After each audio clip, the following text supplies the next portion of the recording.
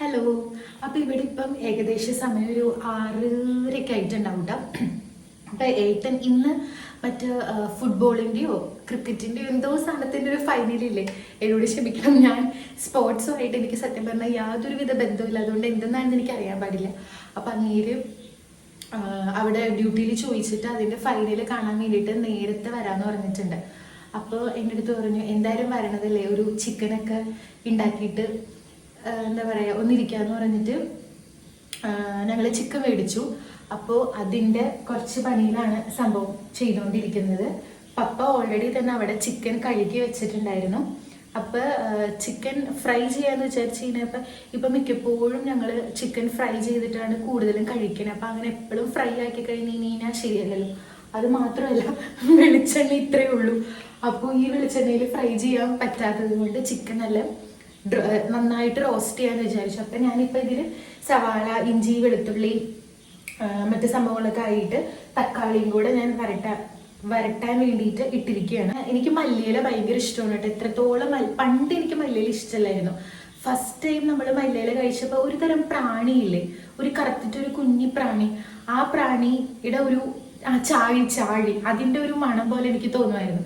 പക്ഷെ കഴിച്ച് എനിക്ക് ഭയങ്കര ഇഷ്ടമാണ്. ഞാൻ ഈ രസം അങ്ങനെയൊക്കെ ഉണ്ടാക്കുമ്പം ഈ ഒരു ഇല മാത്രം എടുത്തിട്ട് ഞാൻ കഴിക്കും. അപ്പം കഴിച്ച് എനിക്ക് ആ സംഭവം ഇഷ്ടമാണ്.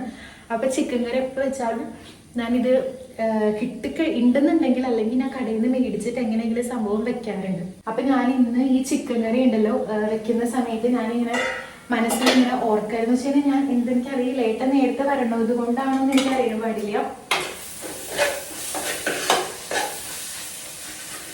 അതൊന്നും കൂടെ ആവാനുണ്ട്. ഞാൻ ഭയങ്കര സന്തോഷത്തിലാണ് ഞാൻ ഈ സാധനം ഉണ്ടാക്കുന്നത്. അപ്പൊ ഞാനിങ്ങനെ മനസ്സിലാലോചിക്കുന്നത് ആരും പറഞ്ഞതാണെന്ന് എനിക്ക് തോന്നുന്നു. നമ്മള് ഒരു കുഞ്ഞി ചമ്മന്തി, ഉള്ളി മുളക് നമ്മളിങ്ങനെ കൈകൊണ്ട് ഞരടുന്നതാണെങ്കിൽ പോലും നമ്മൾ ഭയങ്കര സന്തോഷത്തോടെ നമ്മൾ നല്ല ഫുൾ മനസ്സോടുകൂടെ നമ്മളൊരു സംഭവം ഉണ്ടാക്കുകയാണെങ്കിൽ അതിന് ഭയങ്കര ടേസ്റ്റ് ആയിരിക്കുമല്ലേ.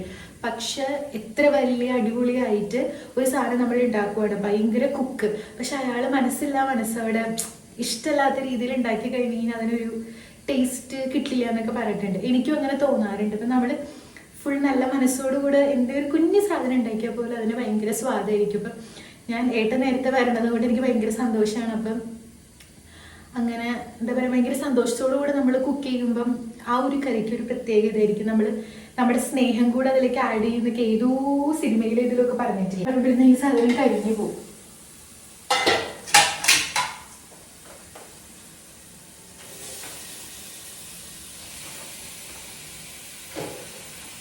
എൻ്റെ വീട്ടിൽ ഞാൻ കണ്ടിരിക്കുന്ന ഒരു നല്ല ശീലം എന്ന് വെച്ച് കഴിഞ്ഞാൽ പണ്ട് മുതലേ പപ്പ കറി വെച്ചാലും ആര് കറി വെച്ചാലും എങ്ങനെ തന്നെയാണ്. ഇപ്പം നാടൻ കോഴിയാണെങ്കിൽ അതിന് മുട്ടയും കൂടി ഉണ്ടാവും. ഇങ്ങനത്തെ കോഴിയാണെങ്കിൽ അതിൻ്റെ ലിവറും മറ്റ് സാധനങ്ങളൊക്കെ കൂടെ വെന്ത് കഴിയുമ്പോൾ എടുത്ത് മാറ്റും. എല്ലാവർക്കും ഇഷ്ടമാണത്. എന്നിട്ട് അത് എല്ലാവർക്കുമായിട്ട് വിഭജിച്ചിട്ട് എല്ലാവർക്കും കൊടുക്കും. അത് ഞാനിവിടെ കണ്ടിരിക്കുന്ന ഭയങ്കര നല്ല ഒരു സംഭവമാണ്. ഞാൻ പണ്ട് മുതൽ അങ്ങനെ തന്നെ ശീലിച്ചിരിക്കും. പക്ഷെ ചില വീടുകളിൽ ഞാൻ എന്താ പറയുക, അത് വേറെ ആരും കഴിക്കില്ല, ആകെ കൂടെ മൂത്ത ഒരാൾക്ക് മാത്രം കൊടുക്കും. അതൊക്കെ ഭയങ്കര മോശമാണ് സത്യം പറഞ്ഞു കഴിഞ്ഞാൽ. അപ്പോൾ ഇതൊക്കെ ഓൾമോസ്റ്റ് ആയി തുടങ്ങുന്ന ഒരു ഇച്ചിരി കൂടെ എനിക്ക് വെച്ചാനുണ്ട്. അതുകൂടെ കഴിഞ്ഞ സംഭവം സെറ്റ്. പിന്നെ നാളെ ഞായറാഴ്ചയാണ്, അതുകൊണ്ട് പള്ളിയിൽ പോകണം.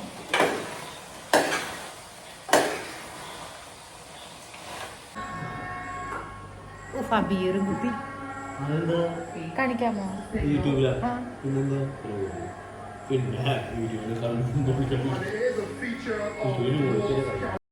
പിന്നെ ഏട്ടന് പപ്പയും കൂടെ അതൊക്കെ കണ്ടുകൊണ്ടിരുന്നു. എനിക്ക് ഇതിൽ വലിയ താല്പര്യമൊന്നും ഇല്ലാത്തതുകൊണ്ട് ഞാൻ അവിടെ ഇരുന്നു. ഏട്ടൻ്റെ ചില കാട്ട കഴിഞ്ഞിട്ട് എനിക്ക് ചിരി വന്നിട്ട് വയ്യായിരുന്നു. ഈ ആൾക്കാർക്ക് പ്രസവ വേദന എടുക്കുമ്പോൾ അമ്മാതിരി വെപ്രാളമായിരുന്നു അതിന്.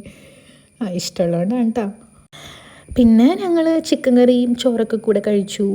കളിയൊക്കെ കഴിഞ്ഞിട്ടാണ് പോയി കിടന്ന് ഉറങ്ങിയത്. നാളെ പള്ളിയിൽ പോകണം, ഞായറാഴ്ചയാണ്. അപ്പം ഞാൻ പള്ളിയിലൊക്കെ പോയി വന്നു. ഇപ്പം സമയം 9:30 ആവാനായി.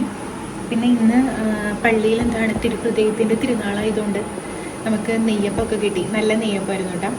പിന്നെ ഇന്നിപ്പോൾ രാവിലെ നമ്മൾക്ക് പുട്ടും പഴവുമാണ്. അതിൻ്റെ കൂട്ടത്തിൽ എനിക്ക് പപ്പടം കൂടെ കഴിക്കാൻ എനിക്ക് ഭയങ്കര ഇഷ്ടം. ആ ഒരു മധുരവും പപ്പടത്തിൻ്റെ ഉപ്പും കൂടെയൊക്കെ ആകുമ്പോൾ ഒരു പ്രത്യേക ടേസ്റ്റ്. അപ്പോൾ ഞാനൊരു 3-4 പപ്പടമൊക്കെ വറുത്തിട്ട് പുട്ടും കൂടെ ഒക്കെ ഒന്ന് കഴിക്കട്ടെ.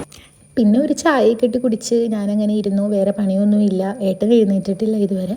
എണീറ്റ് കഴിയുമ്പോൾ നമുക്ക് കുറച്ച് സാധനങ്ങൾ മേടിക്കാനുണ്ട്. അപ്പോൾ അതിന് വേണ്ടിയിട്ട് കടയിലൊന്ന് പോകണം. പിന്നെ ചേച്ചിയുടെ വീട്ടിലൊന്ന് പോകണം. അത്രയൊക്കെ തന്നെ. ഉച്ചയ്ക്ക് നമുക്കുണ്ടായിരുന്നത് ചിക്കൻ കറി ഉണ്ടായിരുന്നു. പിന്നെ ചക്കയും ബീഫും കൂടെ വെച്ചത്, അച്ചാറുമായിരുന്നു. പക്ഷേ ഈ ചക്ക കുറേ നാളായിട്ട് നമ്മളിങ്ങനെ ഫ്രിഡ്ജിൽ വെച്ചിട്ട് അതുകൊണ്ട് ഇച്ചിരി മധുരം ഉണ്ടോണ്ട് വലിയ ടേസ്റ്റ് ഉണ്ടായിരുന്നില്ല. അപ്പം അത്രയേ ഉള്ളൂ. ടാറ്റാ.